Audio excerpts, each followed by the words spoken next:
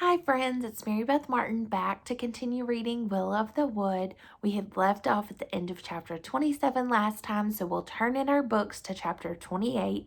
In my copy, it starts on page 142, and we'll get started reading there today.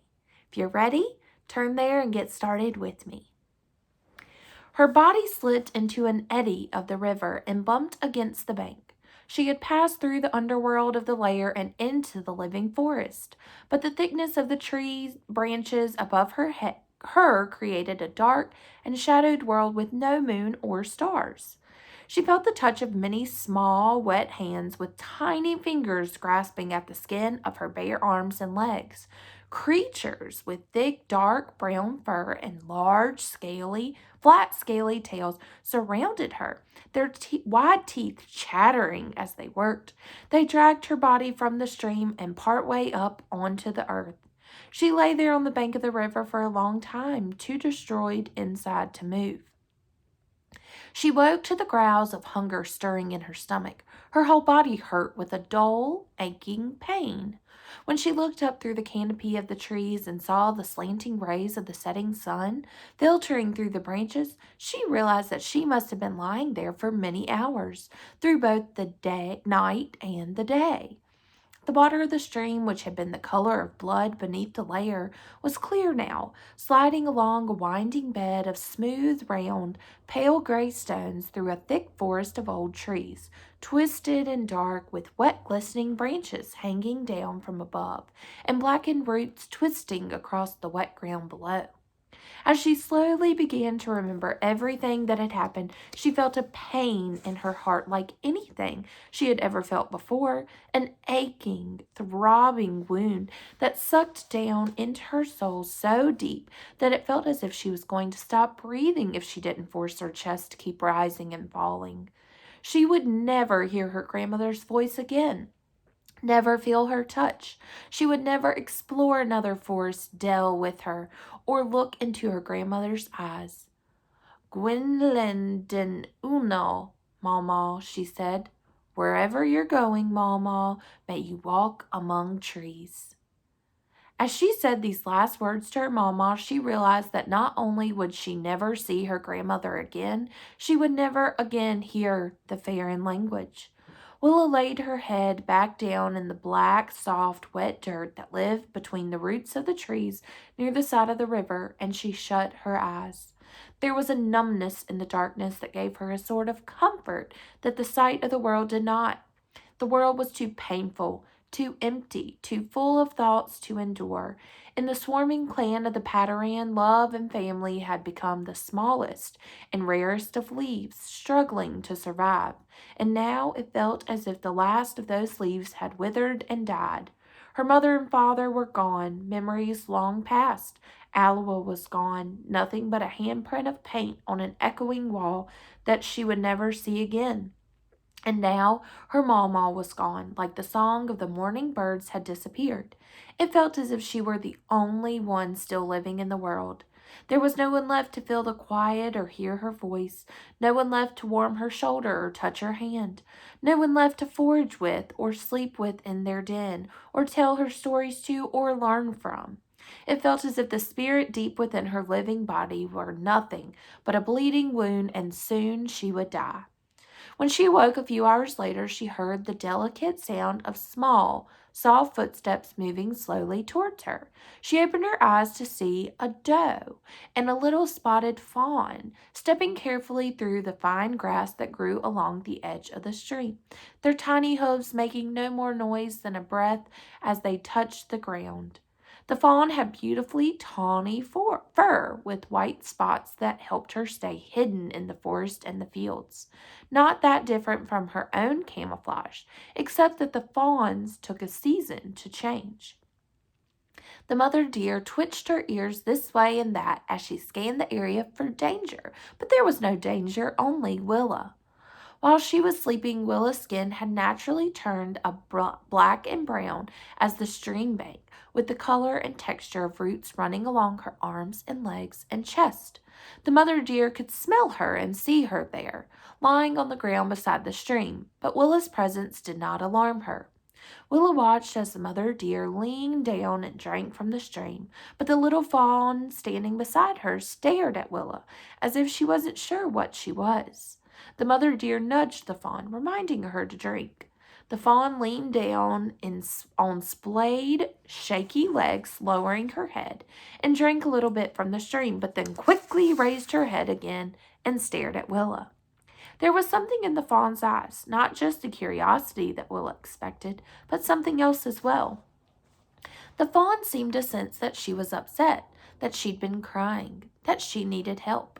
Uncertain what the fawn was going to do, Willa didn't move. Finally, its nose twitching and its eyes blinking, the fawn took a few uncertain steps towards her and then stopped. "E-nanine," Willa said, which meant, "It's all right," but had a gentler sound to it. Fawns were sensitive little creatures. The slightest movement or the faintest whisper of the wrong word would send a fawn running. For the fawn to feel safe enough to come to her, Willa had to slow her breathing and her heartbeat. She had to find the stillness in her body and in her soul. She focused her mind on her heart and brought it down slower and slower, till it was beating just once every few seconds. The fawn's little white tail twitched nervously as she slowly made her way closer, her skinny little body suspended on her tremulous, overly long legs and her dainty black hooves. The fawn came very close, studied Willa for several seconds, then folded her legs and curled up into a little spotted ball in the place between Willa's folded legs and her chest. Willa felt the soft warmth of the fawn's silky fur against her skin, the minute movement of the fawn's gentle breasts, and the beat of her tiny heart. Willa slowly let the blood begin to flow through her heart again until her heartbeat matched the fawn's. While the mother deer fed on the nearby grass and watched over them, Willa and the fawn fell quietly asleep. When Willa woke in the middle of the night, the mother deer was still feeding a short distance away, as if grateful to have a few minutes on her own while she knew the fawn was safe. Willa, without disturbing the fawn, slowly reached out and grasped some of the fine, thin grass at the edge of the stream. It tasted wet and sweet in her mouth. The presence of the mother deer feeding nearby and the little sleeping fawn in the bend of her body felt like a slave to her hidden wounds, as if one of the leaves from her mama's little tree had begun to touch her soul. As she lay there in the darkness, she noticed a tiny point of glowing blue light hovering a few inches off the ground on the other side of the stream. Just as she turned towards it, it went dark and disappeared. She thought she must have imagined it, but then again, another blue light appeared a few feet away from her, and then another further out in the trees. A moment later, several hundreds of tiny blue lights lit up the darkness around her, gliding slowly a few inches off the ground in both sides of the stream and all through the forest, setting the nighttime world aglow with steady, soft blue light. Despite the sadness in her heart, Willa smiled. They were the blue ghost fireflies that her mama had shown her in Aloha years before. They were some of the rarest creatures in the world. These beautiful blue spirits appeared only in certain glens, hidden deep in the forest on particular mountains, and only for a few moments on a few nights each year. It was as if her mama had brought them out tonight just for her, to remind her of who she had been and who she still remained. And now, as Willa sat alone with the blue ghosts floating gently around her, their wandering lines of soft glowing light became a dance, with the humming of the forest insects and the babbling of the stream, their music and her heart filling with awe. She slowly came to the realization that despite everything that had happened in her life, the forest wasn't dead. The forest was still alive, and she was alive with it, her heart still beating. She knew that she had betrayed her clan and she had betrayed the Padawan. But more than that, she realized he had betrayed her.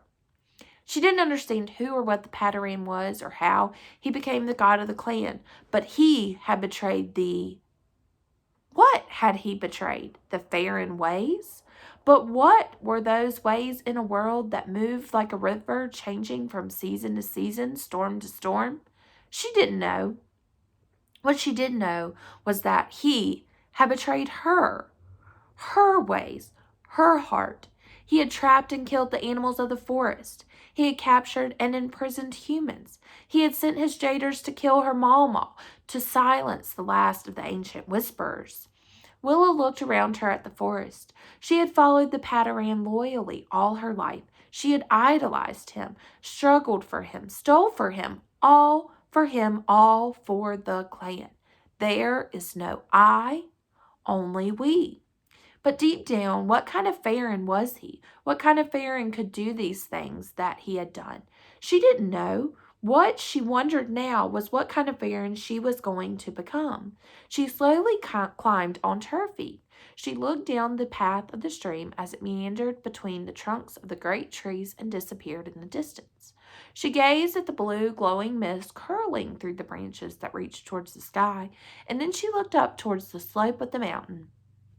The forest of the great Smoky Mountains, she thought. The breath of life, my grandmother's life. Food and water, light and darkness.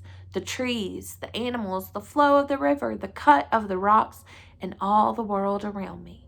The Padawan had said that she would be cast out into the world on her own and that she could not survive.